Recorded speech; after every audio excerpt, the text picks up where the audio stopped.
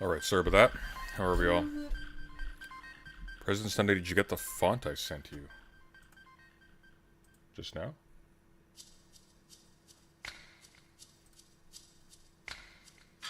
Oh, well, I'm downloading something, whatever that is. Oh! What is this from? Is this near text? No, it's not, but it's interesting.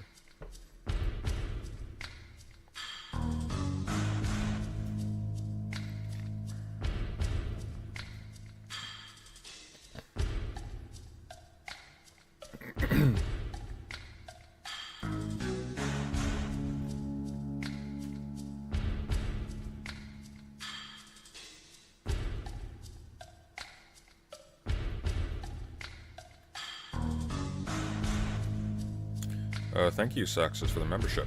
Appreciate it. I wonder if President has any commentary on the recent dissolution of the Boston University Center for Anti-Racist Research. Ibram Kendi seems to have blown $40 million in funding with zero trace. I've heard something about that. I haven't looked into it, but that would be worth looking at. I don't think much of Ibram Kendi from what I've seen and heard and read.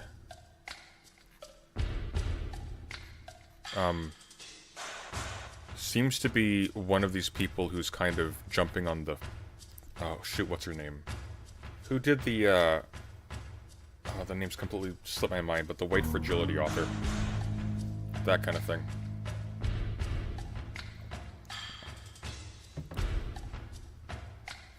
I couldn't speak to the quality of his books or whatever, but, like, I get vibes. Like, this is all a stunt.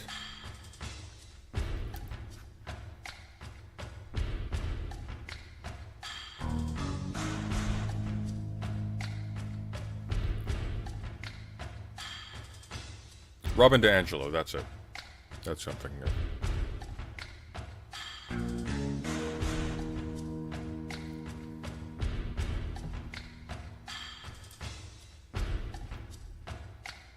you never hear about now? I mean, you never really heard about her back then. She was kind of, White Fragility was basically a meme.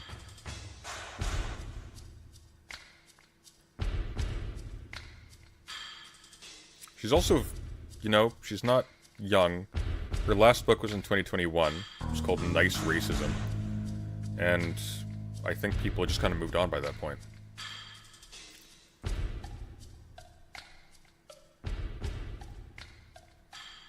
Oh hey Zenzi, I heard your stream was unfortunate. What happened?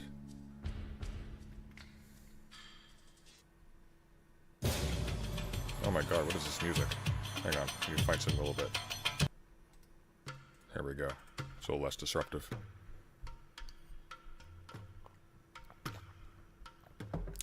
I do not vibe with White Fragility, not because I have any particular thoughts on its veracity, but because I do not vibe with anything to do with white people.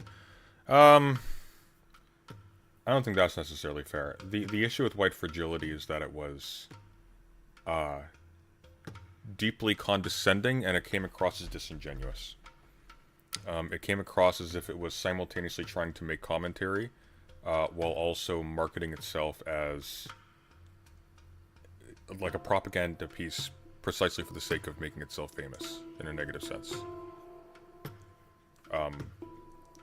Like, I couldn't confirm any of this, but I have a deep suspicion that there is an awareness of what's going on when people write these books. That is, they're going to be taken up as tools for fear-mongering to, right-wing, whatever, just for lack of a better word, sort of like left-phobic, groups.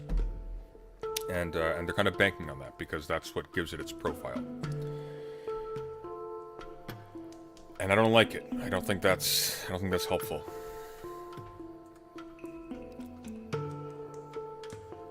How white are we talking? As white as you can get. Had a good run, was on course to, I don't know what PB means, by roughly 7 minutes, and I died on Eve. Didn't have enough healing and buffs to survive the fight as underleveled as I was. Oh, are you speedrunning Nier Automata?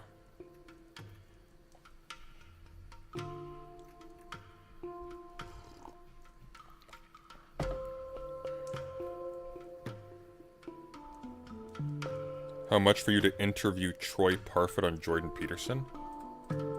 What?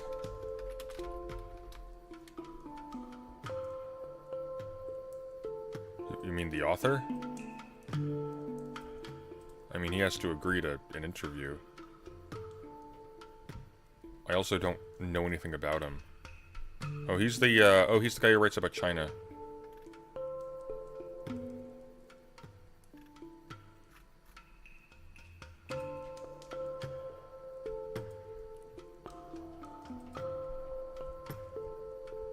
The Bigot, How I Learned to Love Donald Trump, a novel. It's weird.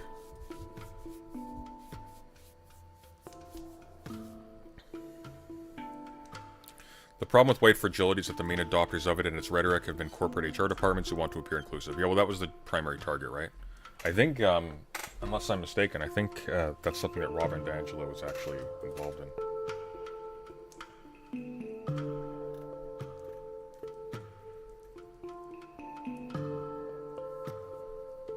You have me on the background while writing? My condolences. Hey, Jama.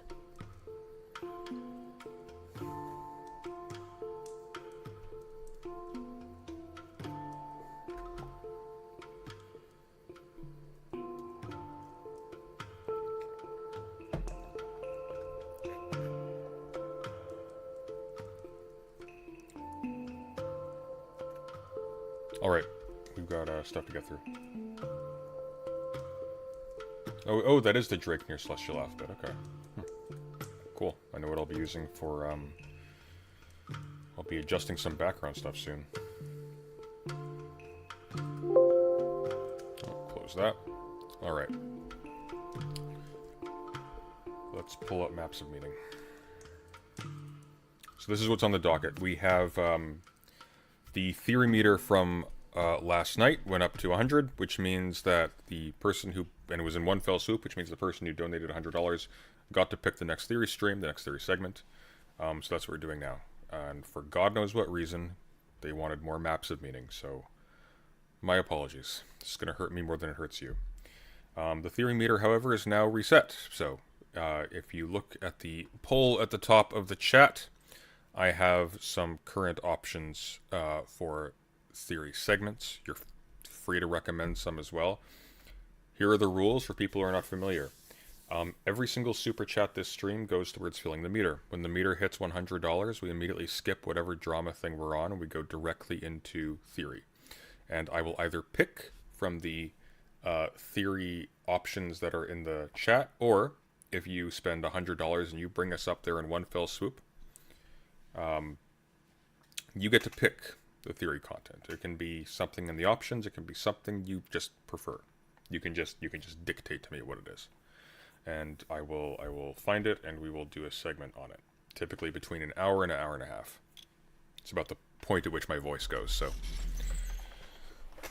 that's how that works. So today we are doing a continuation of Maps of Meaning. We read more or less the entire first section last time. I think we actually did the entire first section. We are now doing a much longer section, way too long to cover in today's stream. We'll determine as we go through whether or not it's going to be, like linearly all the way through, or whether we jump around a bit. But we're going to survey it.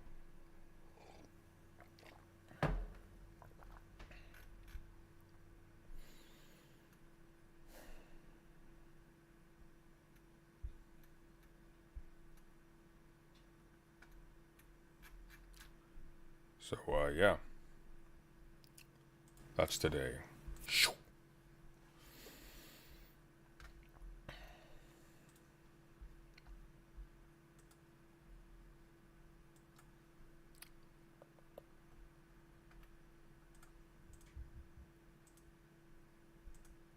There we go. Okay. Maps of meaning.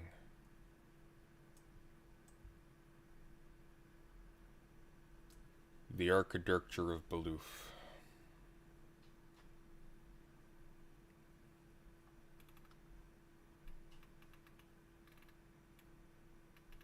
So we went through objects of meaning. And I'm going to be honest, I don't think it helped us. I don't think we're going to get more out of the later parts of the book because of this, because this was philosophically incoherent. It was actually just incoherent. It actually just made no sense. And I hated it. It was awful. This is where he lays out the basic terms of his analysis, and he contradicts himself in the first page. It's ridiculous. I'm not going to recapitulate it, but I debated a guy on it recently. There was no defense that could be made of it. It was just bad. It was just so bad. This is such a bad book. It is such a dumb book. But sometimes it's dumb in funny ways. Yeah, it looks like we did read the whole thing. Which brings us to section 2. Which is, as you can see from the table of contents, really bloody long. Actually, you can't see because I'm covering it. Really bloody long. Why is it? Stop snapping. I hate this. Like, look, I'm trying to, gently locate this to the top of the screen, but it just snaps up. It's so annoying. So, Maps of Meaning, 3 levels of analysis, section 2, is 99 pages long. No, I tell a lie. 199 pages long. So, no, what am I talking about? Yeah, 199 pages long. Yeah, okay. No, sorry, my brain wasn't working for a second. 199 pages long. Dear friends, we are not going through 199 pages, but we're going to go through a few. 20 at least. Probably. Well, we're not getting any younger. Let's get into it. 200 pages for section 2. That's the main book. 200 pages after the introduction made no sense. It's just bad. Very bad. So, here, we're going to have to make this a bit smaller because this is one of those PDFs that kind of like snaps down between pages. I don't know how to fix that. So, here we go.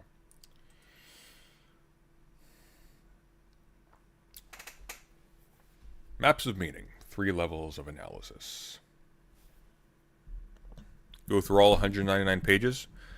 If you pay me $100 for every 20 pages, I will do so.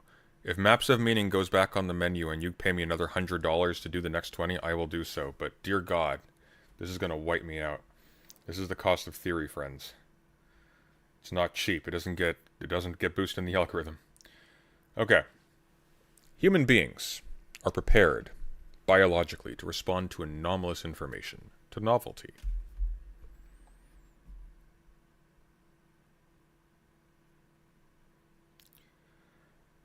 Thank you. This instinctive response includes redirection of attention, generation of emotion, fear first, generally speaking, then curiosity, and behavioral compulsion, cessation of ongoing activity first, generally speaking, then active approach and exploration. Compulsive exploration, evidently. This pattern of instinctive response, instinctive compulsive exploration. Not gonna lie, I'm already deeply perplexed. This pattern of instinctive response drives learning, particularly, but not exclusively, the learning of appropriate behavior. All such learning takes place, or took place originally, as a consequence of contact with novelty or anomaly. What is novel is, of course, dependent on what is known, is necessarily defined in opposition to what is known.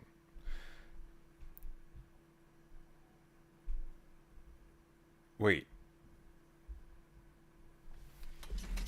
But hang on.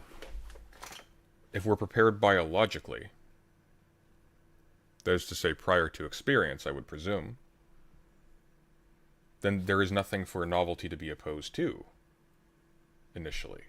Yes? And yet we are prepared biologically to respond to novelty.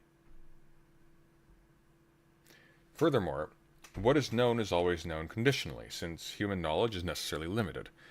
Our conditional knowledge, insofar as that knowledge is relevant for the regulation of emotion, consists of our models of the emotional significance of the present, defined in opposition to an idealized, hypothetical, or fantasied future state.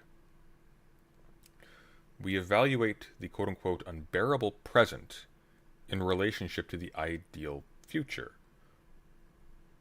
We act to transform where we are into where we would like to be.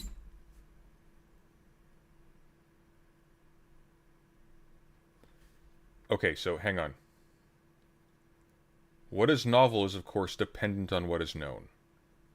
Yet human beings are prepared biologically to respond to novelty.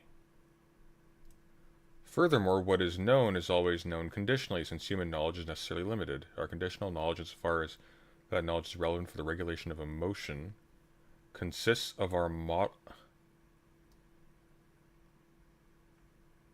What is this pretzel logic?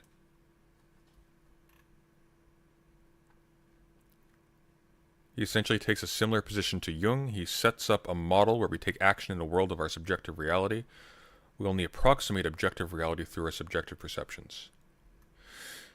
Yeah, the font does change, doesn't it? It's like there's an error here. Like this is set in a smaller type. That's weird. I don't know if that was a mistake or if they do that with the first paragraph. We'll check later. I'm curious. Does somebody know? Okay, hang on. Let me go down to Jung for a second. Let's see exactly what of Jung he is citing here, because that might be worth looking into.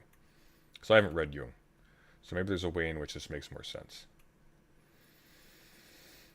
We've got a lot of Jung apparently.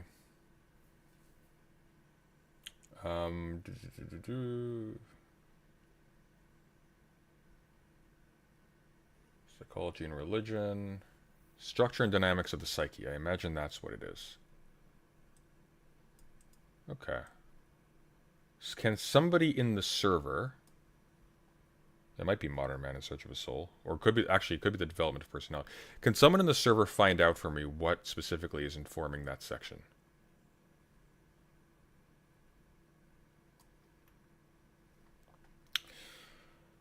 Well, let's press on. When our attempts to transform the present work as planned, we remain firmly positioned.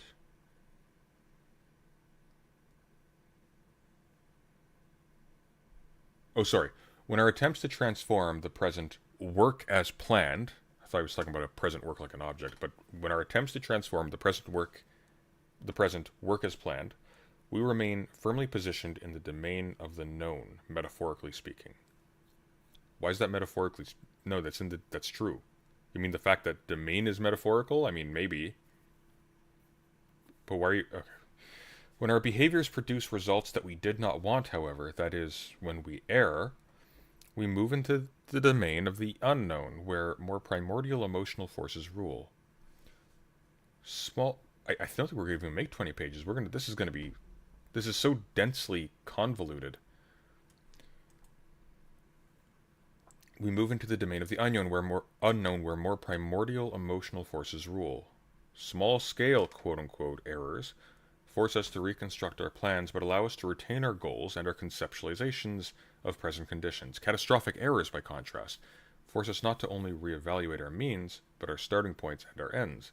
Such reevaluation necessarily involves extreme emotional dysregulation. The domain of the... The domain of the known and the domain of the This is a weird sentence to me. Now, this isn't my area at all, but it seems to me that when we talk about emotional regulation, we talk about our ability to absorb vicissitudes and stresses and things like that. So if we have poor emotional regulation, or if our emotions are dysregulated, so to speak, we don't respond well to trials or to frustrations. We tend to break down really easily, whereas when we do, we respond more productively and coolly, and we're less kind of shaken, right? This is so bad, Jama. Like, the domain of the known and the domain of the onion, which I'm going to now pronounce because apparently I misspoke earlier. The domain of the known and the domain of the unknown can reasonably be regarded as permanent constituent elements of human experience. By the way, I was talking about this on Twitter earlier. You know what has no business tasting as good as it does? Literally, raw onion sandwiches with mayo. That's literally it. It makes no sense, but they're fantastic. You literally just take a sweet onion, you shave it down super thin, you put it between two slices, preferably with some kind of artisan bread, typically like a brioche or something, and that's actually ridiculously good, and it should be disgusting, and it sounds disgusting, but it's actually fantastic. Apparently it's like a French thing. But I digress. The domain of the known and the domain of the unknown can reasonably be regarded as permanent constituent elements of human experience, even of the human environment.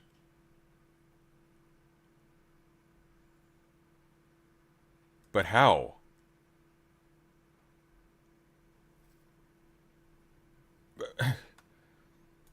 The domain of the unknown, like these things are I guess in like a hyper abstract sense, in which there's always like a thing that you register as unknown or mysterious, maybe. Regardless of culture, place, and time, human individuals are forced to adapt to the fact of culture, the domain of the known, roughly speaking, and the fact of its ultimate insufficiency, as the domain of the unknown necessarily remains extant, regardless of extent of previous adaptation.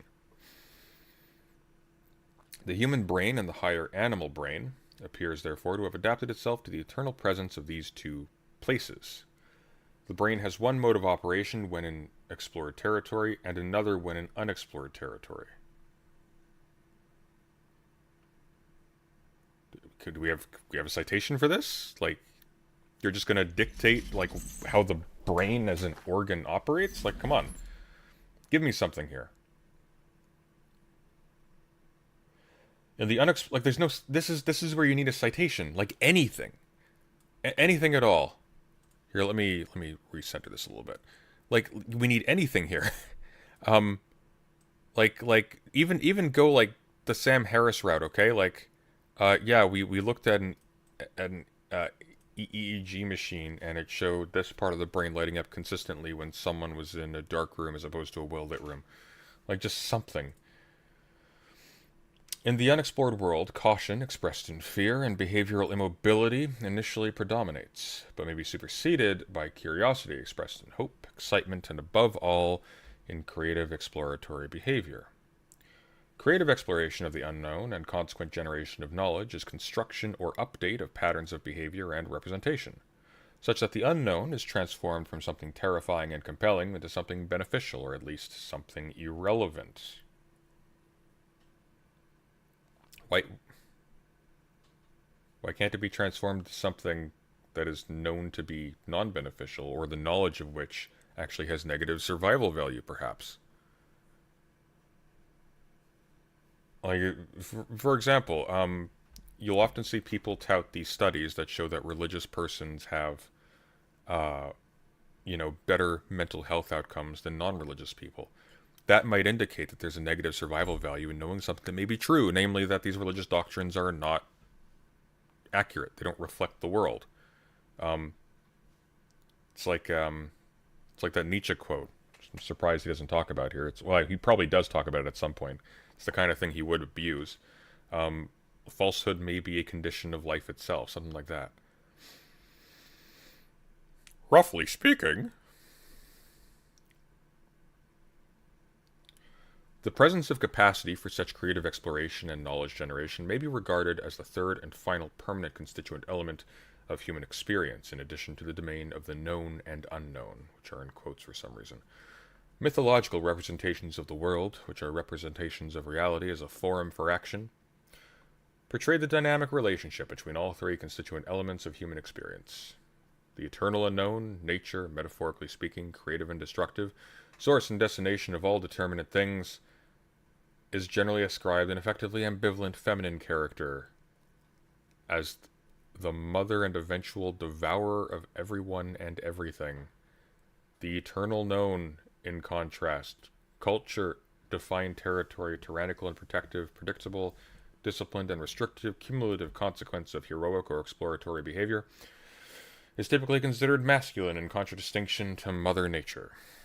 The eternal knower, finally, the process that mediates between the known and the unknown, is the knight who slays the dragon of chaos, the hero who displaces order and confusion and replaces confusion with clarity and certainty, the sun god who eternally slays the force of darkness, and the word, quote unquote, that engenders cosmic creation, generally speaking. Normal and revolutionary life, two prosaic stories. Do they have to be prosaic stories? You're just talking about the dragon. Give me an interesting story. Okay, we tell ourselves stories about who we are, where we would like to be, and how we are going to get there. These stories regulate our emotions by determining the significance of all the things we encounter and all the events we experience.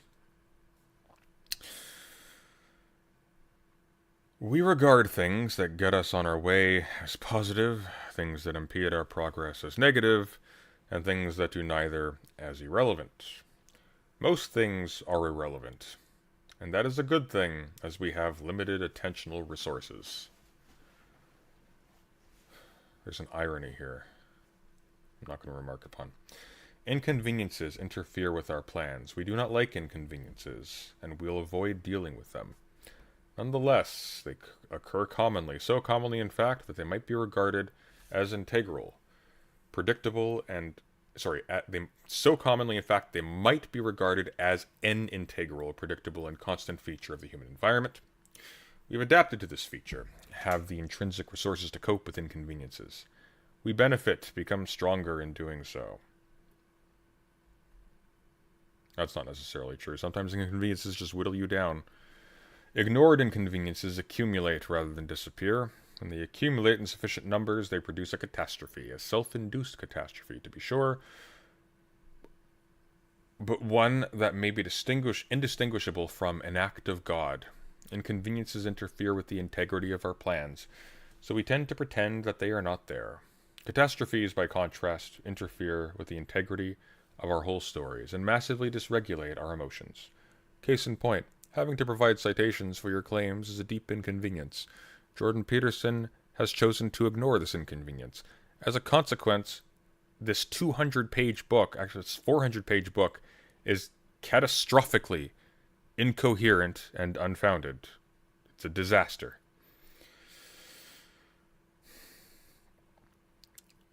Catastrophes, by contrast, interfere with the integrity of our whole stories and massively dysregulate our emotions. By their nature, they are harder to ignore, although that does not stop us from trying to do so. Inconveniences are common, unfortunately, so are catastrophes, self-induced and otherwise. We are adapted to catastrophes like inconveniences as constant environmental features. We can resolve catastrophe just as we can cope with inconvenience, although at higher cost. As a consequence of this adaptation, this capacity for resolution, catastrophe can rejuvenate. It can also destroy. The more ignored inconveniences in a given catastrophe, the more likely it will destroy. I don't see how that necessarily bears on that. You could have a catastrophe without ignored inconveniences, for example, and there's not necessarily going to be a scalar order of devastation depending on how many inconveniences you ignore. It also depends on who you are.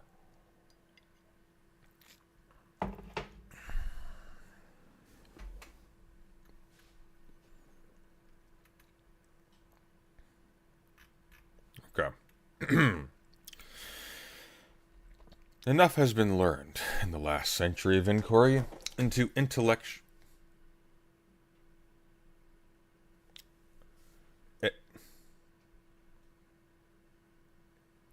Enough has been learned in the last half-century of inquiry into intellectual and emotional function to enable the development of a provisional general theory of emotional regulation.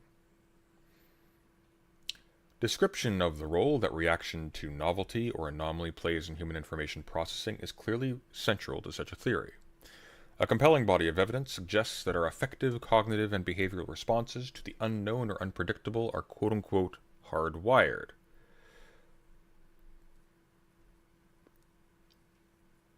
Nothing about human psychology is hardwired.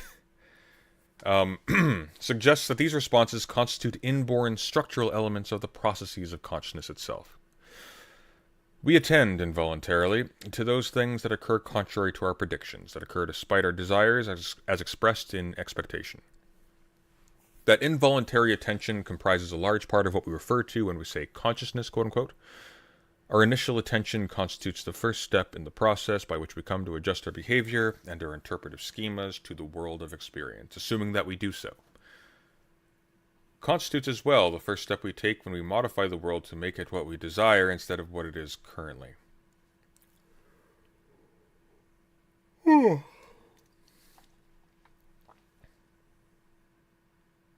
Modern investigation into the role of novelty in emotion and thought began with the Russians.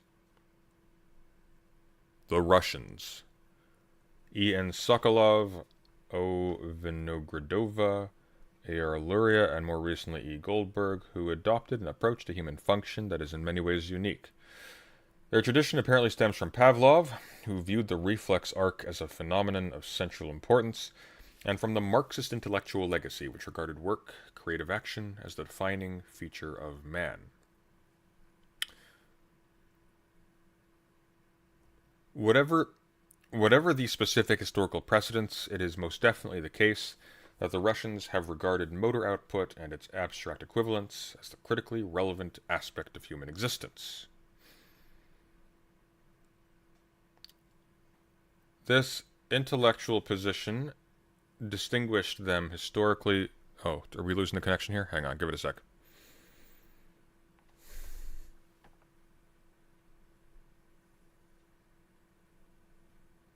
Give it a sec, it's coming back.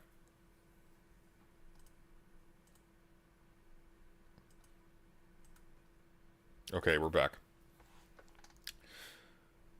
Where were we? Here we are. Whatever the specific historical precedents, it is most definitely the case that the Russians have regarded motor output and its abstract equivalents as the critically relevant aspect of human existence. This intellectual position distinguished them historically from their Western counterparts, who tended to view the brain as an information processing machine akin to the computer. Psychologists in the West have concentrated their energies on determining how the brain determines what is out there, so to speak, from the objective viewpoint. The Russians, by contrast, have devoted themselves to the role of the brain in governing behavior and in generating the affects or emotions associated with that behavior. Modern animal experimentalists, most notably Jeffrey Gray, have adopted the Russian line with striking success. We now know, at least in broad outline, how we respond to those annoying, irritating, frightening, promising things that we do not expect.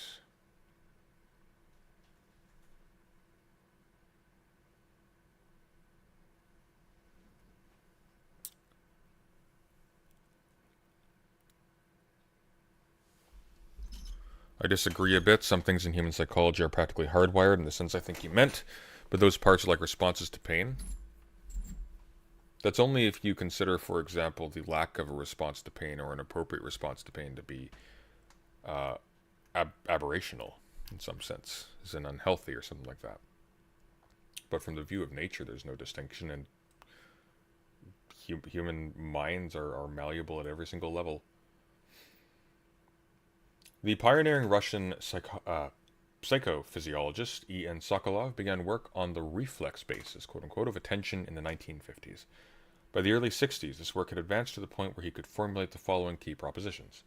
First, one possible approach to analyzing the process of reflection is to consider the nervous system as a mechanism which models the external world by specific changes that occur in its internal structure. In this sense, a distinct set of changes in the nervous system is isomorphic with the external agent that it reflects and resembles. As an internal model, iso meaning, so you know how like when we're talking about like equal rights for all or equality before the law, we say isonomy? Similar thing here. So isomorphic means there's a one-to-one relationship between the form of the nervous system and the outside world. One sort of determines the shape of the other. It's actually something almost Aristotelian about this, in which ideas are actually somehow an existence of the object outside of your mind, within your mind in some way. In this sense, a distinct set of changes in the nervous system is isomorphic with the external agent that it reflects and resembles. As an internal model that develops in the nervous system in response to the effect of agents in the environment, the image performs the vital function of modifying the nature of behavior, allowing the organism to predict events and actively adjust to its environment. And second, my first encounter with phenomena...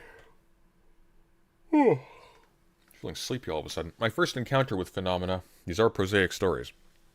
My first encounter with phenomena which indicated that the higher divisions of the central nervous system form models of external agents involved the study of reactions to novel, quote-unquote, stimulus features.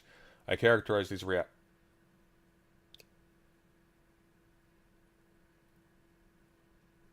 Oh, I see, okay. My first encounter with phenomena which indicated that the higher divisions of the central nervous system form models of external agents involved the study of reactions to novel stimulus features. I characterize these reactions as orienting reflexes. The peculiar feature of the orienting reflex that after several applications of the same stimulus, generally 5 to 15, the response appears, or as the general expression goes, the response disappears, or as the general expression goes, is extinguished. However, the slightest possible change in the stimulus is sufficient to awaken the response. Research on the orienting reflex indicates that it does not occur as a direct result of incoming excitation. Rather, it is produced by signals of discrepancy, which develop when afferent, that is, incoming, signals are compared with the trace formed in the nervous system by an earlier signal.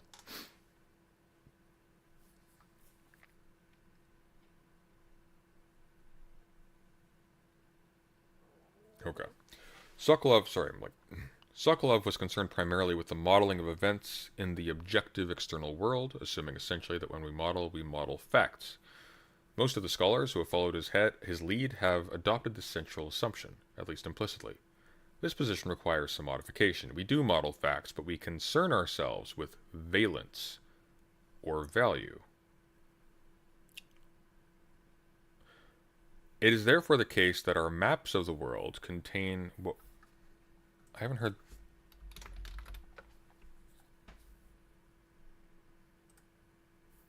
I have never heard that use of the word valence before.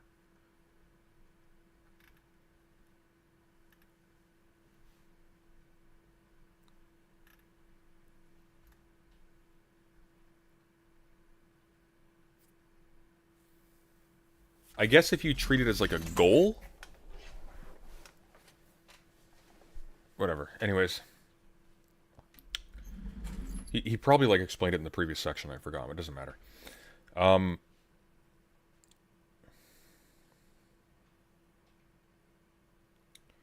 We do model facts, but we concern ourselves with valence or value. It is therefore the case that our maps of the world contain what might be regarded as two distinct types of information, sensory and affective. It is not enough to know that something is. It is equally necessary to know what it signifies. It might even be argued that animals and human beings are primarily concerned with the affective or emotional significance of the environment.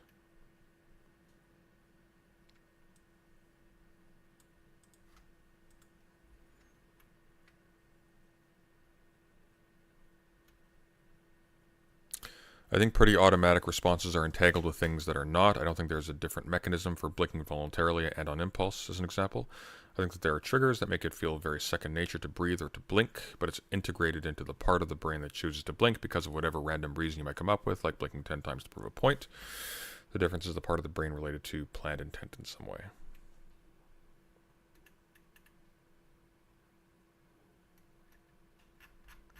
Okay. Oh god, this is long.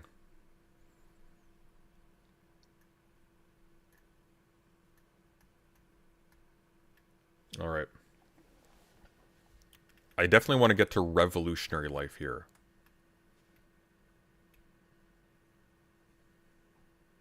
It looks like it's short too, so I think we can get there. And then I'm going to jump around. We're going to look at the thing as a whole.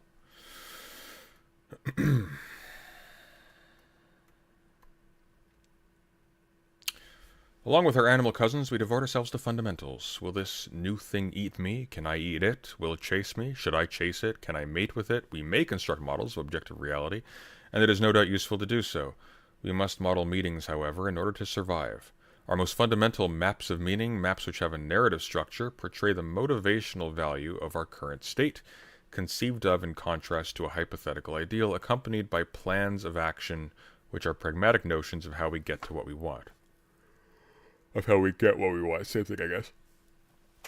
Description of these three elements, current state, ideal future state, and means of active mediation, constitute the necessary and sufficient preconditions for the weaving of the most simple narrative.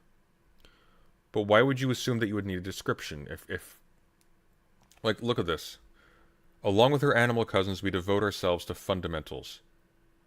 Like, if these are instinctive attitudes, if these are things we do without thought, we don't devote ourselves at all. Our cells are devoted quite without our input. We may construct models of objective reality, and it is no doubt useful to do so. We must model meanings, however, in order to survive.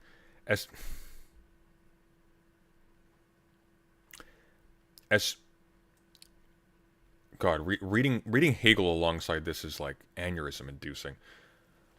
So look at this. Our most fundamental maps of meaning, maps which have a narrative structure, portray the motivational value of our current state, conceived of in contrast to a hypothetical ideal, accompanied by plans of action which are our pragmatic notions of how to get what we want. That's not a fundamental map of anything. This is an advanced, self-aware, like self-conscious plotting of one's position in the world. This is not fundamental. This is extremely advanced. But he's treating this almost as if these things are given. So the strategy seems to be, it's essentially like what Hobbes does. Take a modern subject. Don't really take a modern subject, take their behaviors for granted, take their conditioning for granted, assume that what human beings tend to do under present conditions is simply the center of gravity for human beings under all conditions, provided they have the right material in place, and try to deconstruct from there how human psychology works. And when you think about how you conceive of yourself as a self-conscious being in modern society, you might think of something like this. We think of ourselves as a particular type of agent with particular abilities, particular social relations, etc., and we plan our way around things in that manner. But there's no reason to think that, let's say, pre-civilizational humans or other animals actually think this way.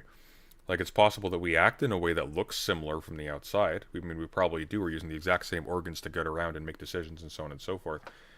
But I don't think there's any reason to think that this map, so to speak, exists. And one of the problems is, if he's trying to talk about our maps, like something that's happening in here, he needs to demonstrate that this thing actually exists there. And he needs to make it plausible that it would exist in advance of, like, there's kind of a chicken and the egg thing going on here.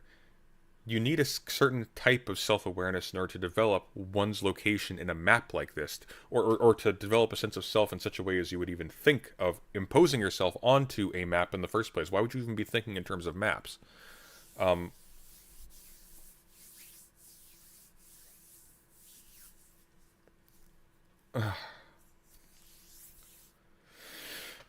Thank you, Meme of Tomorrow, for the membership.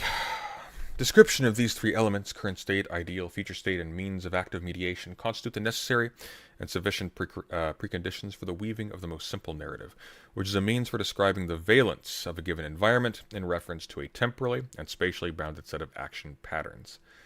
Getting to point B presupposes that you are at point A. Yes, this is the critical point, but he's skirting over that. You can't plan movement in the absence of an initial position. It's not just that you can't plan movement in the absence of an initial position. You don't plan movement in the absence of a conception of yourself as a thing that is standing on point A, as a thing with certain powers and that identity and certain goals, etc. So that precedes the map. That's more fundamental than this. That like, you wouldn't be thinking in terms of a map otherwise. You wouldn't be abstracting it in that way. You'd simply be responding to your environment as something that is unself-aware.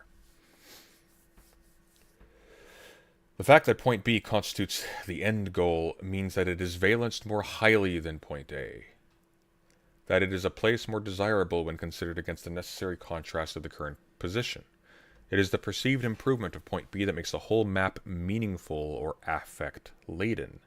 It is the capacity to construct hypothetical or abstract endpoints such as B, and to contrast them against the present, that makes human beings capable of using their cognitive systems to modulate their effective reactions.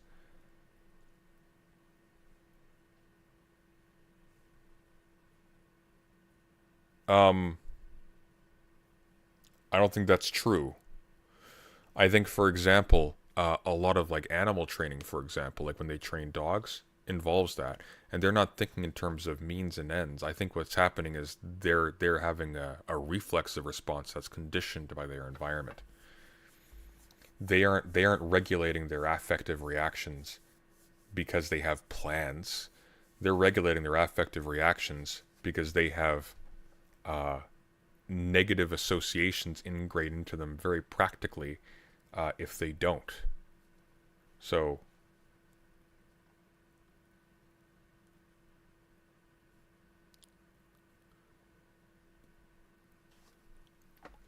well, I understood valence in chemistry. This is a weird language. So, it looks like some people use valence in terms of the degree of attract. I'm looking just on Webster's dictionary. The degree of attractiveness an individual activity or object possesses as a behavioral goal. So, like that sort of makes sense, but that I wouldn't equivocate that with a value. Values seem to be things that actually impose restraints on actions as well as goals. They aren't just goals in themselves, right? Or sometimes they aren't even goals at all. And sometimes we say like we value a goal, or we compare goals in terms of their relative value, things like that. So value can't be identical with goal because we use value as a separate measure of goals. Like a goal can be worthy or unworthy based upon its value, i.e. how it's rated in terms of its overall worth by reference to other things, like is is this thing shallow? Will this improve your life? Will this improve the world? Will this improve one thing at the expense of another thing? Which one's more important?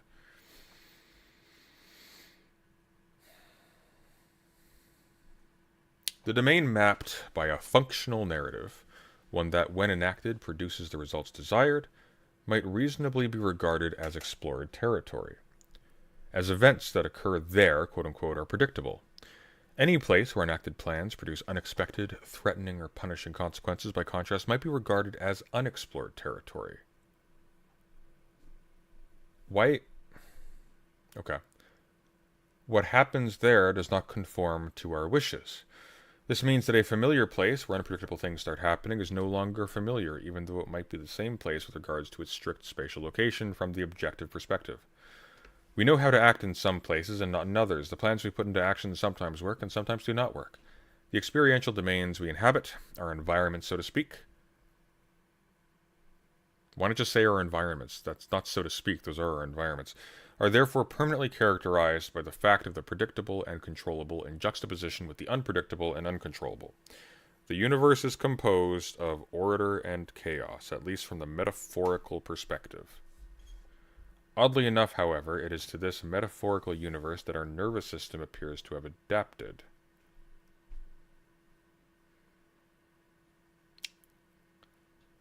What Sokolov discovered, to put it bluntly, is that human beings and other animals far down the phylogenetic chain are characterized by an innate response to what they cannot predict, do not want, and cannot understand. Sokolov identified the central characteristics of how we respond to the unknown, to this strange category of all events that have not yet been categorized. The notion that we respond in an instinctively patterned manner to the appearance of the unknown has profound implications. These can best be first encountered in narrative form. The notion that we respond in an instinctively patterned manner to the appearance of the unknown has profound implications. These can best be first encountered in song form. Normal life. If problems are accepted and dealt with before they arise, they might even be prevented before confusion begins. In this way, peace may be maintained. What is with these spaces? You may work in an office, you are climbing the corporate ladder. Your daily activity reflects the superordinate goal. You are constantly immersed in one activity or another designed to produce an elevation in your status from the perspective of the corporate hierarchy. Today you have to attend a meeting that may prove vitally important to your future. Oh God, we're at the prosaic story. You may have an image in your head, so to speak, about the nature of that meeting and the interactions that will characterize it. You imagine what you would like to accomplish.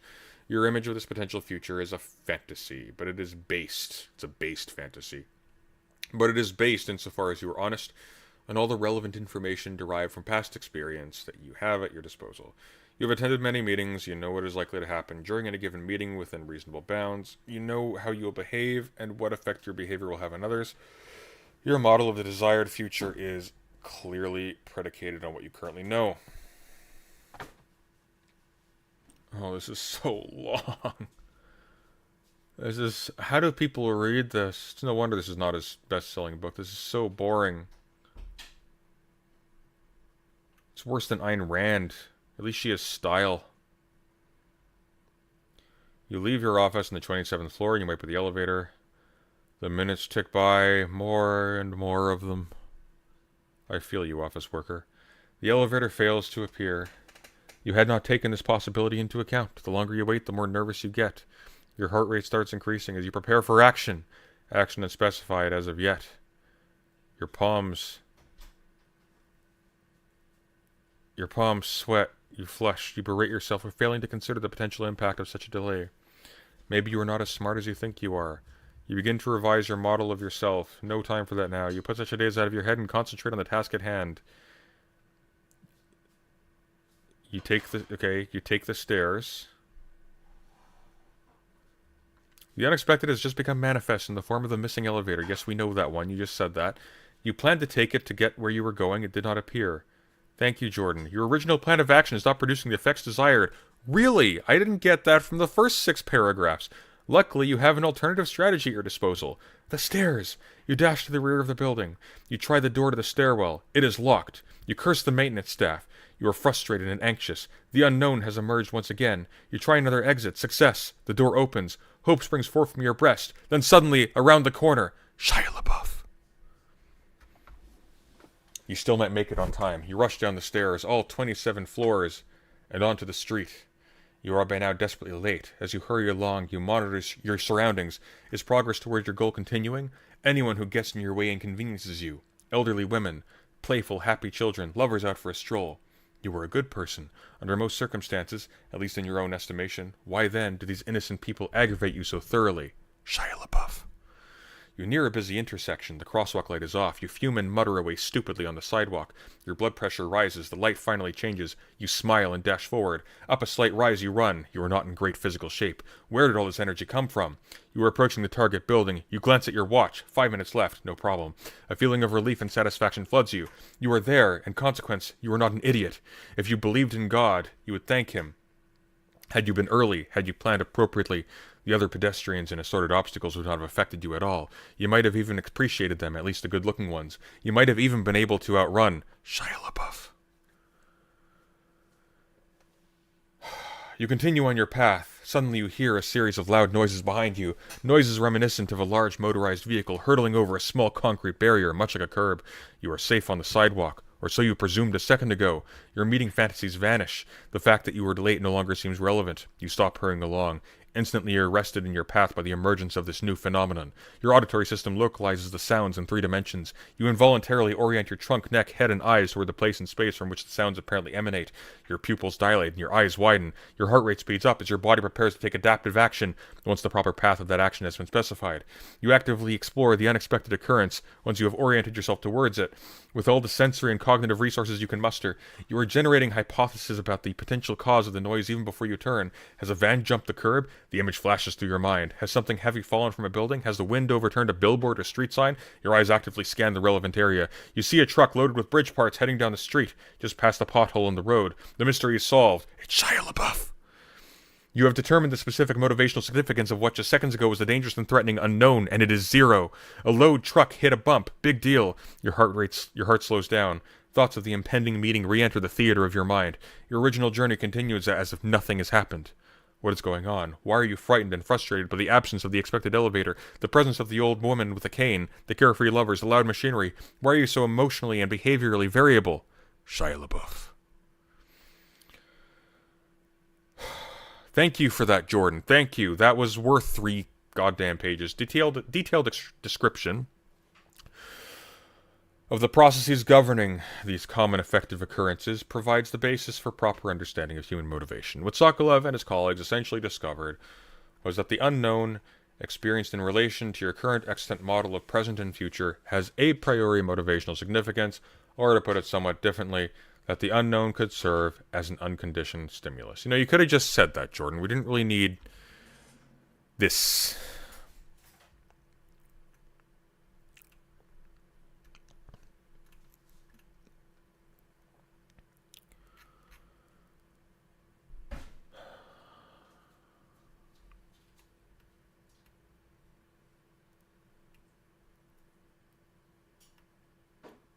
This is awful.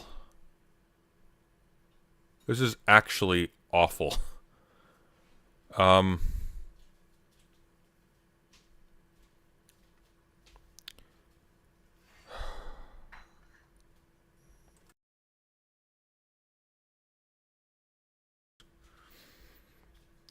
going to jump ahead a little bit. Just a bit, because this is just the worst.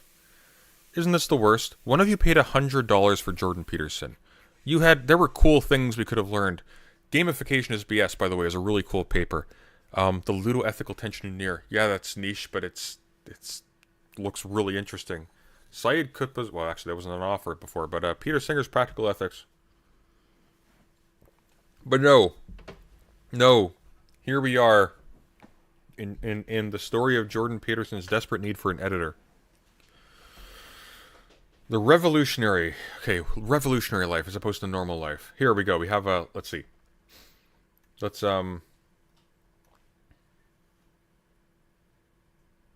let's jump ahead. We'll finish this so we have a description of normal life so we can move on. We construct our idealized world in fantasy according to all the information we have at our disposal. We use what we know to build an image of what we could have, and therefore of what we should do. But we compare our interpretation of the world as it unfolds in the present to the desired world. The maps that configure our motivated behavior have a certain comprehensible structure. They contain two fundamental and mutually independent poles, one present, one future. We've already heard this. We conceive a path connecting present to future. You said this a million times. This path is normally conceived of as linear, so to speak, as something analogous to Thomas Kuhn's notion of normal science, wherein patterns of behavior operating upon an understood present will produce a future whose desirability is an unquestioned given. Thomas Kuhn's notion of normal science is not this. I guess he's not describing Thomas Kuhn's notion of normal science, but normal science in Thomas Kuhn is the idea that there, within a scientific paradigm, you can have scientific development that sort of abides by the rules, whereas paradigmatic shifts have to do with like a radical reevaluation of how you do science at its fundamentals. Like what are the things you take for granted as sort of axiomatic in your study of whatever.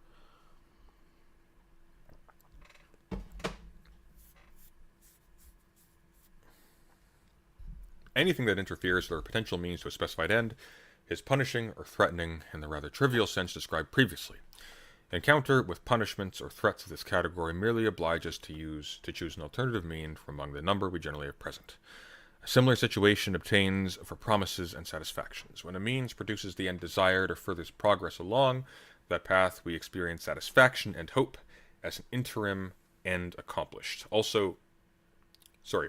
And hope as an interim end accomplished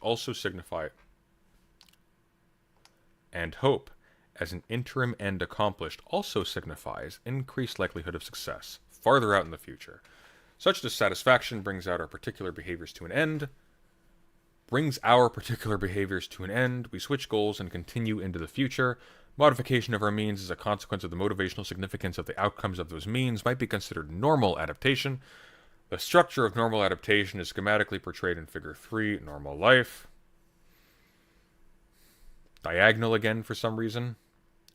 We posit a goal in image and word, and we compare present conditions to that goal. We evaluate the significance of ongoing events in light of their perceived relationship to the goal.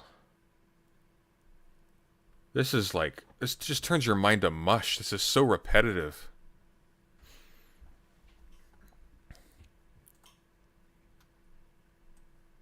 Oh, God.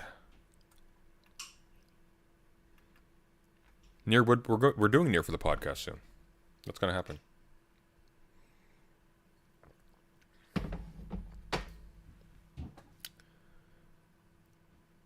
The structure of normal adaptation is schematically portrayed in normal life. We posit a goal, compare present conditions to that goal. We evaluate the significance of ongoing events in light of their perceived relationship to the goal. We modify our behavior outputs, our means when necessary, to make the attainment of our goal ever more likely. We modify our actions within the game, but accept the rules without question. We move in a linear direction from present to future. How does anybody read this and not just, hit their head with something hard? Revolutionary life. The revolutionary model of adaptation, again considered akin to Kuhn's revolutionary science, is more complex. Let us presume that you returned from your meeting. Oh no. Oh no. Oh no.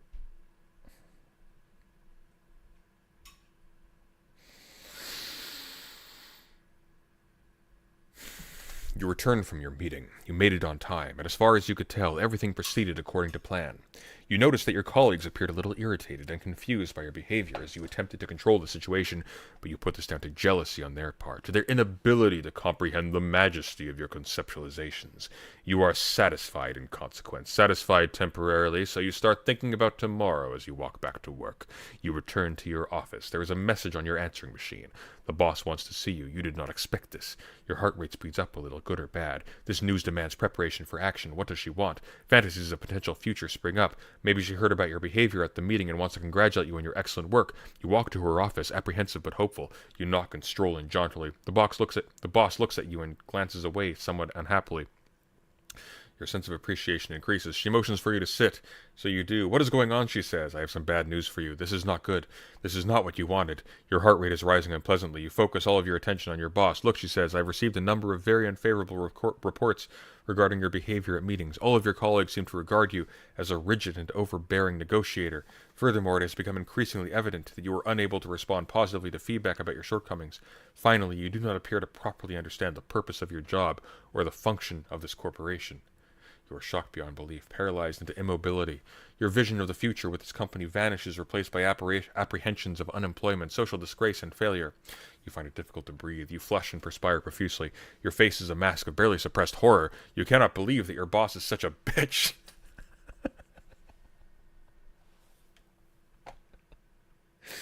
Well, that came out of nowhere. You have been with us for 5 years.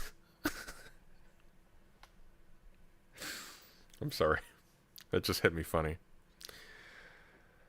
I was gonna say it's a little progressive of Jordan Peterson to assume that the boss is a woman in the first place.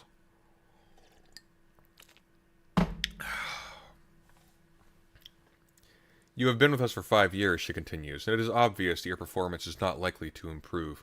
You are definitely not suited for this sort of career, and you are interfering with the progress of the many competent others around you. In consequence, we have decided to terminate your contract with us effective immediately. If I were you, I would take a good look at myself. You have just received unexpected information, but of a different order of magnitude than the petty anomalies, irritations, threats, and frustrations that disturbed your equilibrium in the morning. You have just been presented with incontrovertible evidence that your characterizations of the present and of the ideal future are seriously, perhaps irreparably flawed. Your presumptions about the nature of the world are in error. The world you know has just crumbled around you. Nothing is what it seemed. Everything is unexpected and new again. You leave the office in shock. In the hallway, Shia LaBeouf. In the hallway, other employees avert their gaze from you in embarrassment. Why did you not see this coming? How could you have been so mistaken in your judgment? Maybe everyone is out to get you. Better not think that. You stumble home in a daze and collapse on the couch. You can't move. You are hurt and terrified. You feel like you might go insane. Now what? How will you face people? The uncomfortable, predictable, rewarding present has vanished. The future has opened up in front of you like a pit, and you have fallen in. For the next month, you find yourself unable to act. Your spirit has been extinguished. You sleep and wake at odd hours. Your appetite is disturbed. You are anxious, hopeless, and aggressive. At unpredictable intervals, you snap at your family and torture yourself. You don't torture yourself psychologically. You just torture yourself, apparently. You just apply thumb screws in your off hours. Yes, they're all off hours because you're unemployed. Just thumb screws all day long. Suicidal thoughts enter the theater of your imagination. You do not know what to think or what to do. You are the victim of an internal war of emotion. Your encounter with the terrible unknown has shaken the foundations of your worldview. You have been exposed involuntarily to the unexpected and revolutionary. Chaos has eaten your soul. This means that your long-term goals have to be reconstructed and the motivational significance of events in your current environment reevaluated, literally revalued. This capacity for complete revaluation in the light of new information is even more particularly human than the aforementioned capability for exploration of the unknown and generation of new information. Sometimes in the course of our actions we elicit phenomena whose very existence is impossible. Okay. According to our standard methods of construal, which are at base a mode of attributing motivational significance to events. Exploration of these new phenomena, integration of our new findings into our knowledge, occasionally means reconceptualization of that knowledge. This is so goddamn boring and tedious and repetitive, and consequent re-exposure to the unknown. Please, Jordan Peterson, expose us for the unknown. I am so bored. No longer inhibited by our mode of classification. This means that simple movement from present to future is occasionally interrupted by digressions into boring stories of office work that take 20 goddamn pages to resolve, by a complete breakdown and reformulation, a reconstitution of what the present is and what the future should be.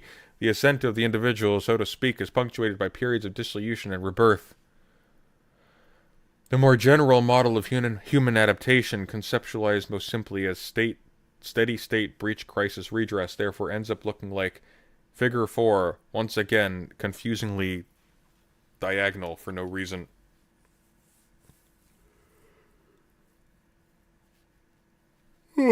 Therefore ends up looking like Figure 4, revolutionary adaptation. That's not revolutionary adaptation though. That's the same type of thing. That's the same type of thing. It's just at a different resolution. What is footnote 46? That's a good question. Let's take a look. Footnote 46.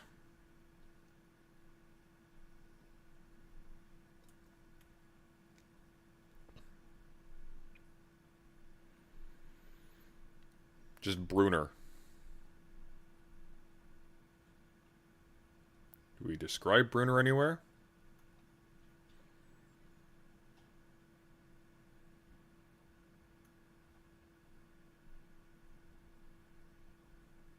Nope. It's just Bruner, apparently. Just Bruner. That's our information. That's our note for this. Just Bruner, okay? We don't even have pages. It's just the title of the book. He hasn't even given us a page number for the source. Let's see. Let's look at the so let's see here.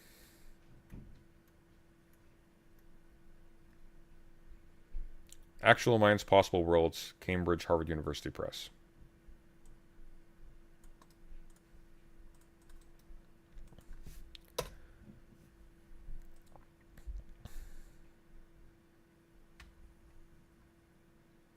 This is a 222-page book. Okay, look at this. Actually unbelievable. So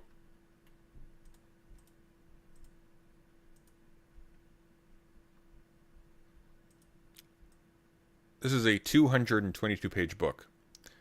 His citation is just Bruner. What am I supposed to do with Bruner? Actually unreal. Like, just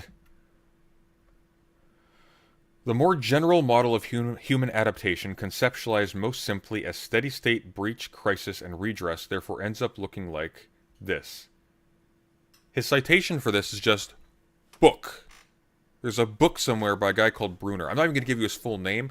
I'm not even going to give you the title of the book and the footnote. I'm not going to explain where I found it.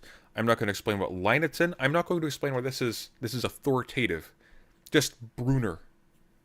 Thanks, Jordan. Thank you. I guess it would have been inconvenient to have to find the page number. Or to tell me the, like just anything about it.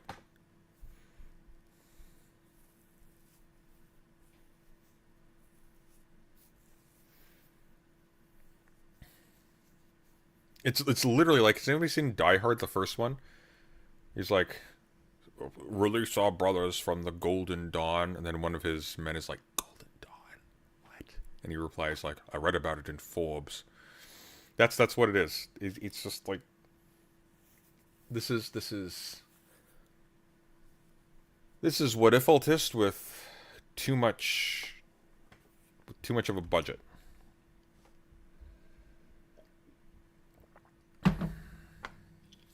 This is appallingly badly written. Like, both as just a text and as an academic thing. The processes of revolutionary adaptation enacted and represented underlie diverse cultural phenomena ranging from the rites of primitive initiation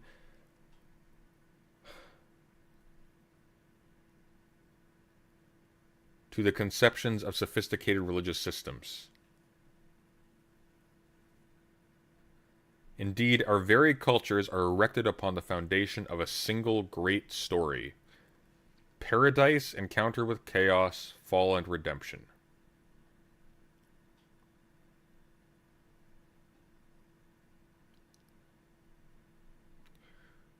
If someone's not familiar with Mesopotamian mythology, which is strange because that's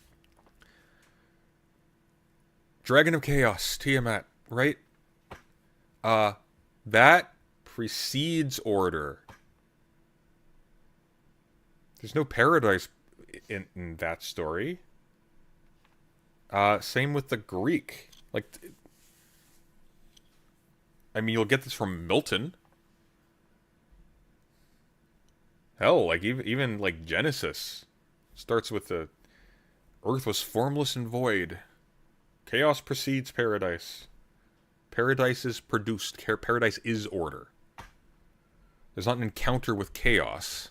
There's an encounter with a highly ordered and structured thing which causes a shift in the situation. But that's not chaos. That is itself like a rigidly described order that is known. Even in the story, it's known. Literally, like, hey, you eat the fruit, you'll surely die, and boom, it happens. Even the alternative explanation, you'll know good and evil and be like God. Even that happens too. It's like there's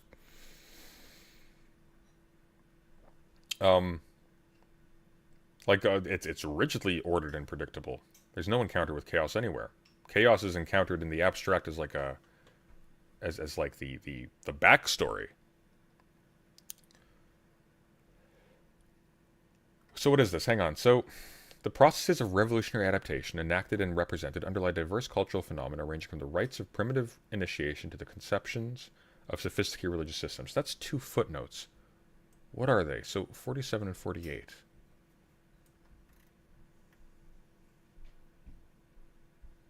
Eliade and Jung. Jung, 1967. A.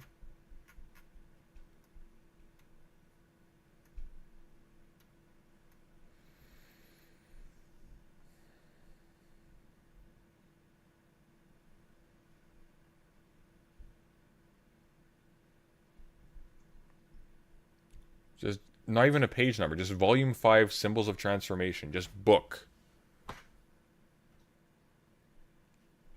Peterson, you can't just cite the book. You have to tell us what page it's on, what chapter. You have to and you have to tell us what you're citing from in particular. Like, unless that's a verbatim quote, you can't just say, make a sweeping claim about the relationship between psychology and history and just say, Jung said it.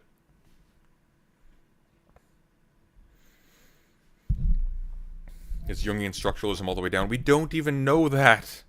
We don't know what it is. We have his word that Jung wrote something sort of like this somewhere in some volume. Like,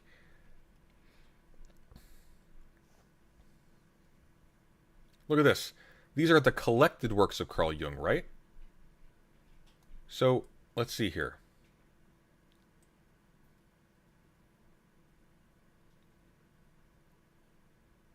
He's just listed all of the volumes.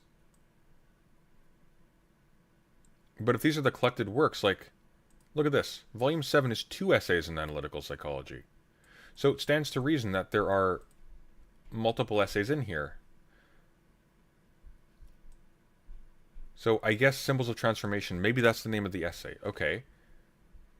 But that's not enough. Like, you've... Whatever. It's okay. Let's get back to hell. Oh, no more office stuff. A month after you were fired, a new idea finds its way into your head. Although you never let yourself admit it, you didn't really like your job. You only took it because you felt that it was expected of you. You never put your full effort into it because you really wanted to do something else. Something other people thought was risky or foolish. You made a bad decision a long time ago, and maybe you needed this blow to put you back on the path. You start imagining a new future, one where you are not so secure. Maybe, but where you are doing what you actually want to do. The possibility of undisturbed sleep returns, and you start eating properly again. You are quieter, less arrogant, more accepting, except in your weaker moments. Others make remarks, some admiring, some envious, about the change they perceive in you. You are a man recovering from a long illness, a man reborn.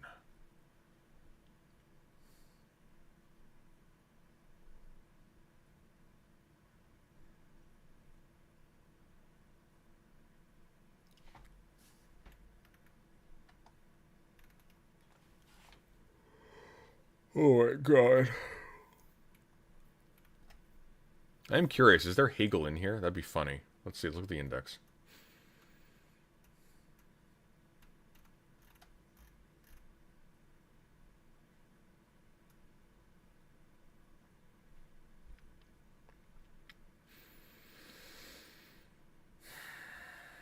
About Heraclitus, 289.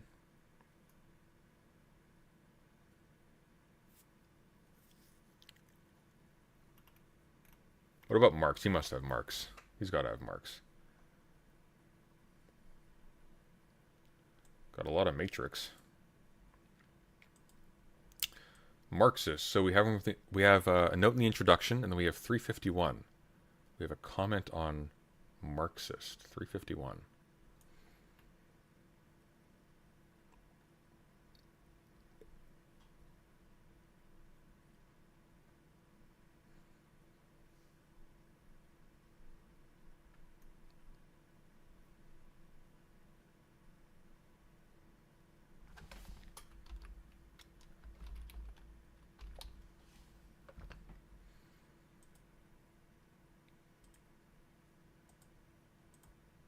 That's 350. Oh, was it 357? Okay, maybe.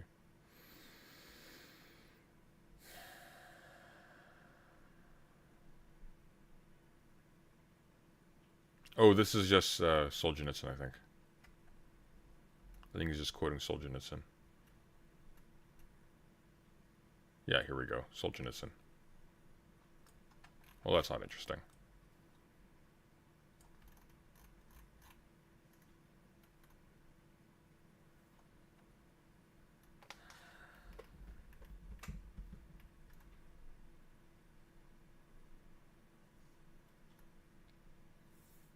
Okay. Well, I'm wiped. This is awful.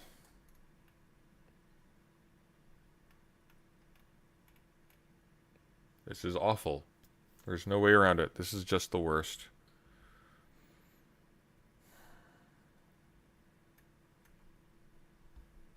Did anybody send me anything with Jung? Doesn't look like it.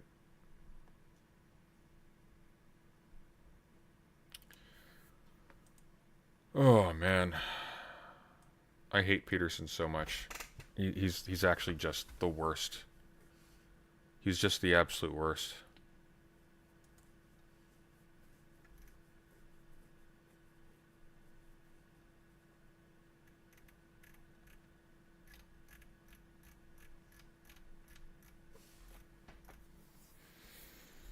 All right, we're gonna. I need logs in the background. Yeah. Yeah. Oh my god, this thing is so goddamn long, and it's like this all the way through. It's so repetitive. And then he'll like break. Oh, here we go. Oh, by sheer serendipity, I scroll down randomly and I find a reference to Rousseau. Of course, he worried that any attempt on his part to shape the behavior of his son would interfere with the natural development and flowering of the child's innate potential. So it might be said, using Jung's terminology, that he was an unconscious exponent of the philosophy of Rousseau. With what simplicity I should have demonstrated that man is by nature good, and that only our institutions have made him bad. That is, the Rousseau who repeatedly places his own children in foundling asylums because their existence was inconvenient to him, and we must presuppose detrimental to the flowering of his intrinsic goodness. Because that's like how you counter an argument. You're a bad dude. Like Jordan, your entire online presence at this point is attempting to grift off the right wing in order to offset the consequences of not abiding by pretty basic departmental standards in terms of your conduct as a representative of your discipline as a credentialed psychologist. Fuck off. I'm sorry, you don't get to do that. So let's see here, Rousseau, because he's definitely not citing Emile. He's citing the discourse on the. Wait, is that not even a title for that? Okay, hang on. Let's see here again. Let's find the. So that is note 360.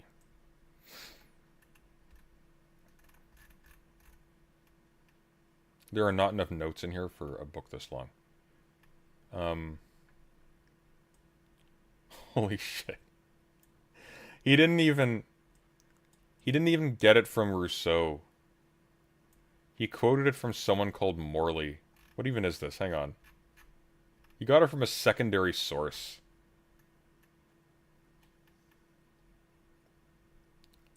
Rousseau and his era.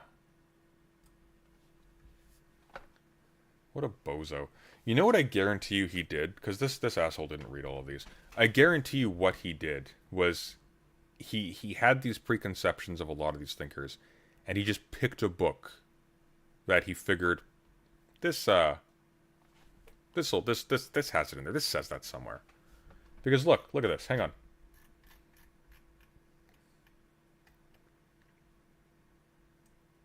Let's find this, okay? Let's actually find this. Morley. Rousseau and his era. Wonder if that's on LibGen.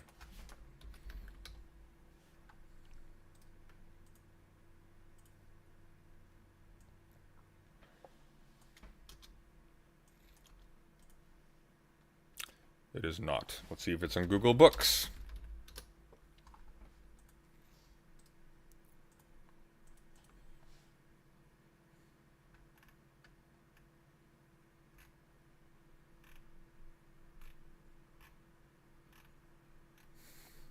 It's not. Can you even buy it on Amazon? This might be a thing that's been out of print forever. He probably just like pulled this out of his library. Oh my god.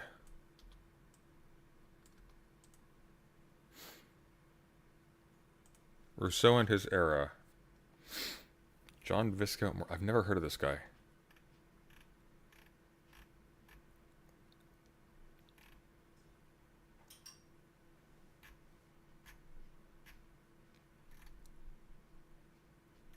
Oh, this guy's archaic. Let's see.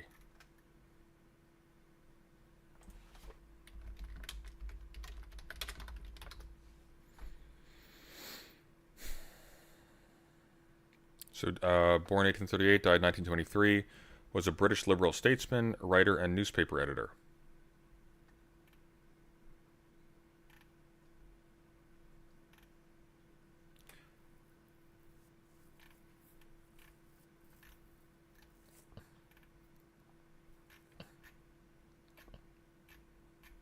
So no shade on Morley. I don't know anything about him, but it looks like Peterson just pulled a random book from the shelf. Well, this is interesting. Morley inspired many leading figures of the 20th century, including Muhammad Ali Jinnah, the founding father of Pakistan. The Austrian classical liberal theorist Friedrich Hayek, writing in 1944, wrote this about Morley's reputation, quote, "It is scarcely an exaggeration to say that the more typically English a writer on political or social problems that appear to the world, the more he is today forgotten in his own country. Men like Lord Morley, who were then admired in the world at large as outstanding examples of the political wisdom of liberal England, are to the present generation largely obsolete Victorians."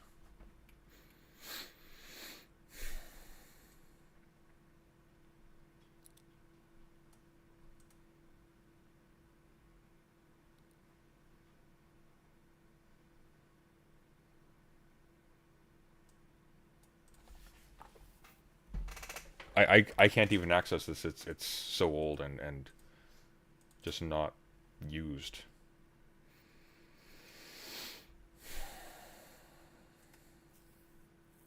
You found the book? Really?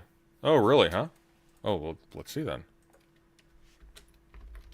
Internet Archive. Aha. Hee hee ho ho. Alright. Let's pop this on the screen.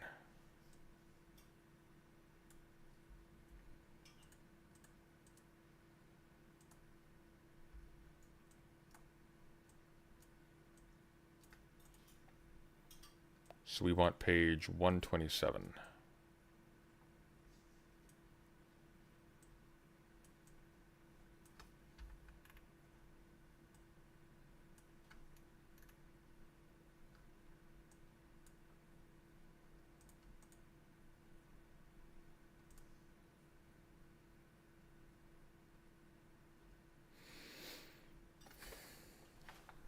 There is assuredly no word to be said by anyone with firm reason and unsophisticated conscience in extenuation of this crime. We have only to remember that a great many other persons in that lax time, when the structure of the family was undermined alike in practice and speculation, were guilty of the same crime.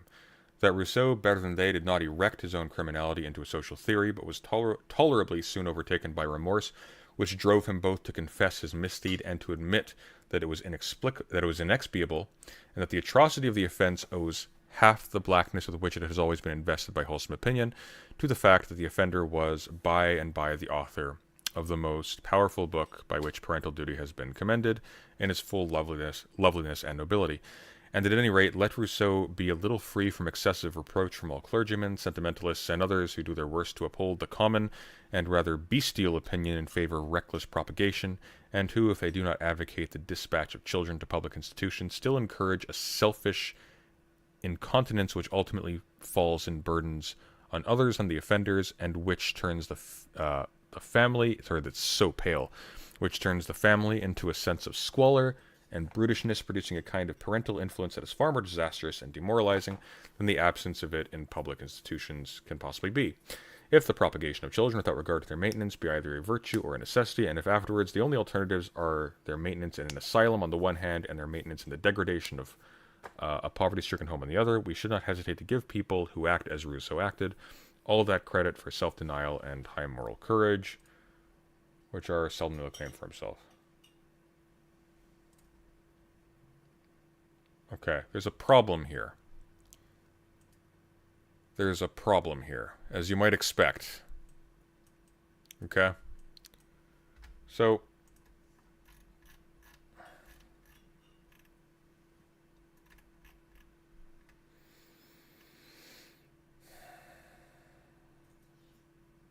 the citation is Morley, page 127, 1923. Okay? If we go back, I think we were like page 33.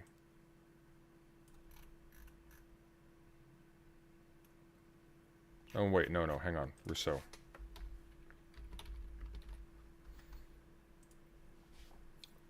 If we go here.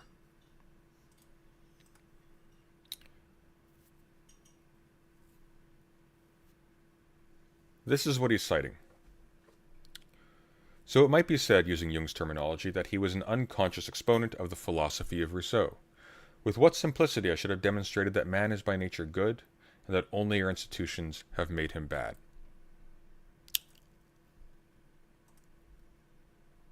That line is not present on this page. Oh my god. There we go. That line is not present on this page. Anywhere.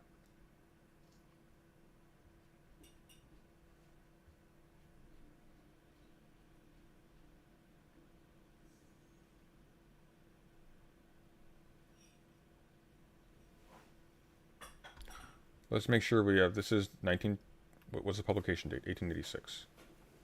Maybe it's a different edition, perhaps.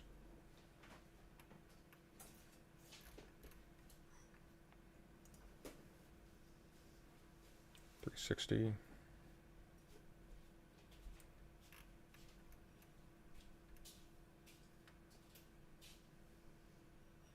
(1923). So there's a 1923 version of this. The publication of this is 1886. Do we have the 1923 version? Or I suppose we could... Is there a way to search the text in this? I don't know how you would.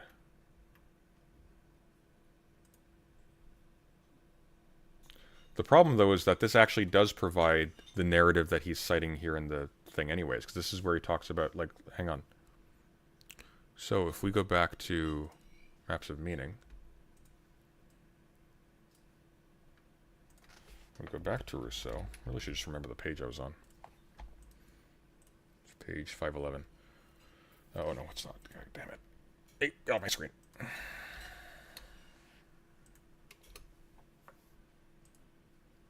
There we go.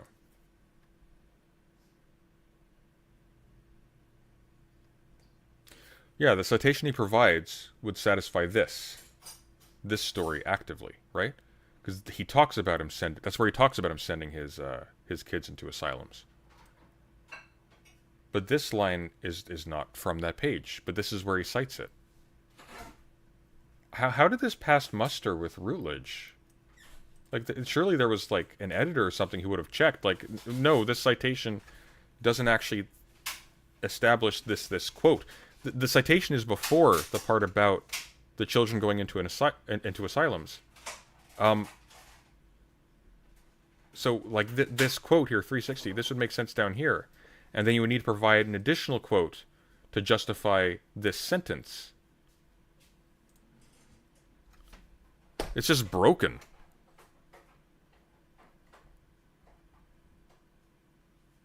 It doesn't matter if it's. I don't. I think it is. I think the addition is identical between the two.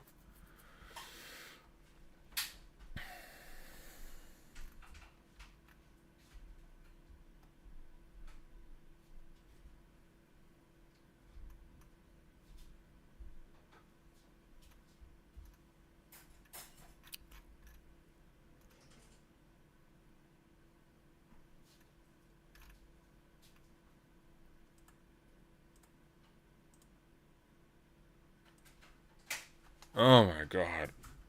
This is. This is atrocious. Alright, we've been going for. We've done. We've served our time in hell.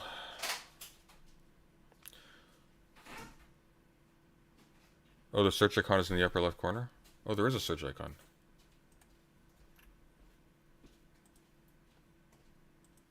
You know, my worry, though, is that the, I don't know if it'll be able... Here, let's see. So if I type in something, does it actually find it?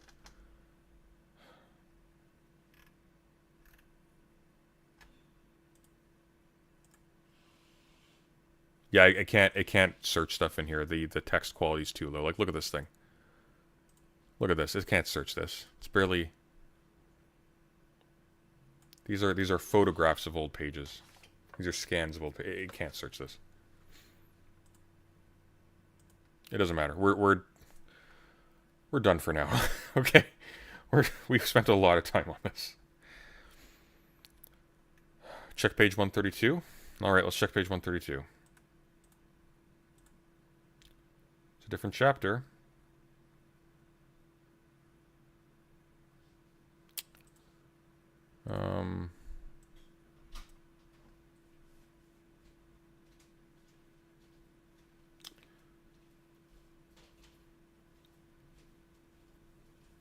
That doesn't say that either.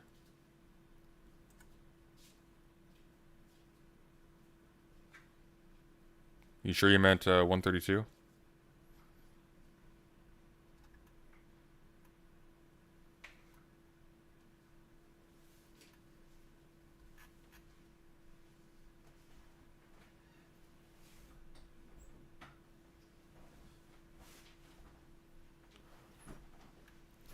Check page 132. If I could ever have written the quarter of what I saw and felt.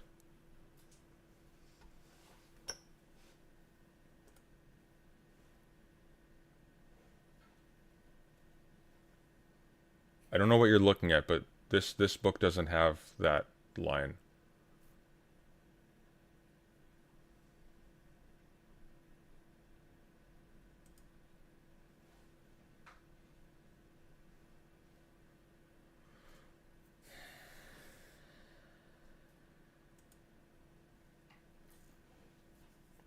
There's one last thing we can try.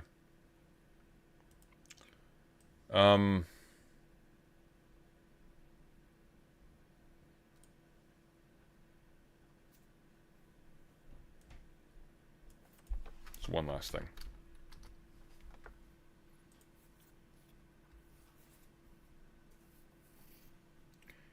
Let's look for institutions in the index. Oh, please have an index. Oh no.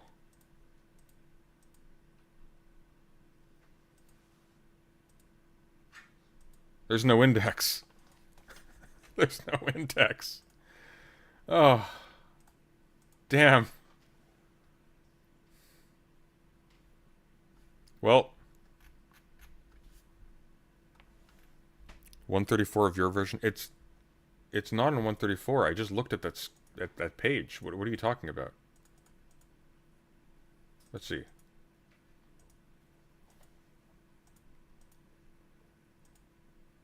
$134, okay.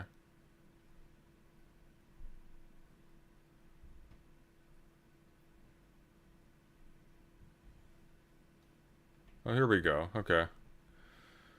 Oh, if I could ever have written the quarter of what I saw and felt under that tree, with what clearness should I have brought out all the contradictions of our social system, with what simplicity I should have demonstrated that man is good naturally, and that by institutions only is he made bad. There we go. There's the quote.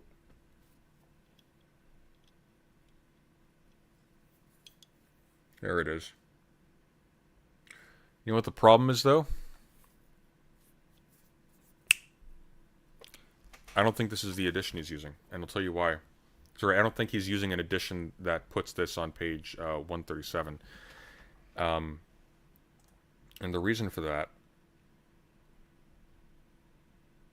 Or sorry, not 137. What page is it? Hang on. Shoot. So 360...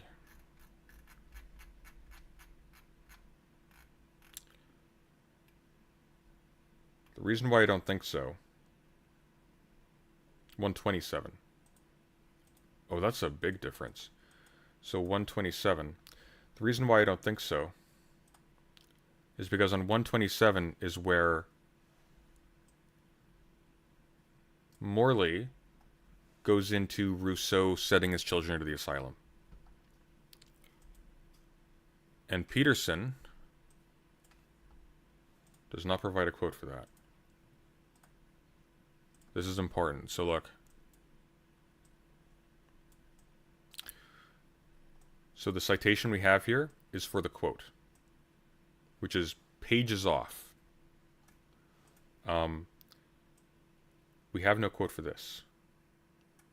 But the citation that he gives for this quote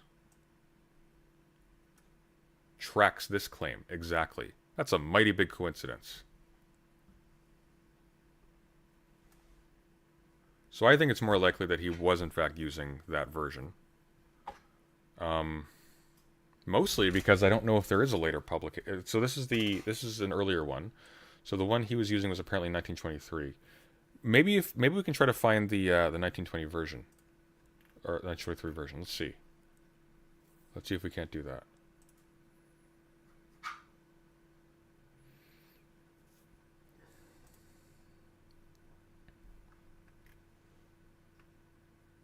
This is 1915. So for the 1915 one, if I go to 127, what do I find?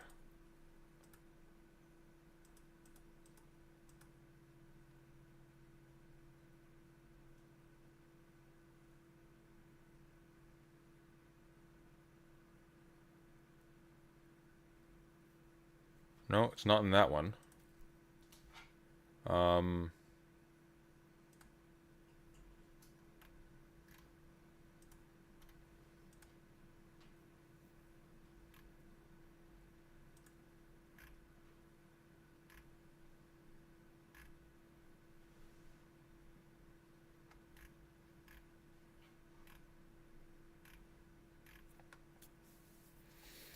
I don't know. I'll have to see if my university library carries it, and I'll check there.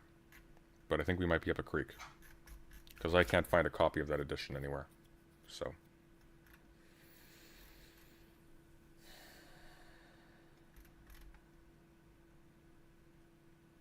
doesn't matter. We're digressing too much. We're going to do the debate tomorrow because the power has been flickering a little bit, and I don't want to lose power in the middle of stream. So I'm going to send you elsewhere, and we will be back tomorrow, and we'll go through the debate then, because then we'll actually have the theory meter up. So I'm going to send you to, where am I sending you? I think Vosh is streaming right now. Can I send you there now? That has not been fixed. Okay.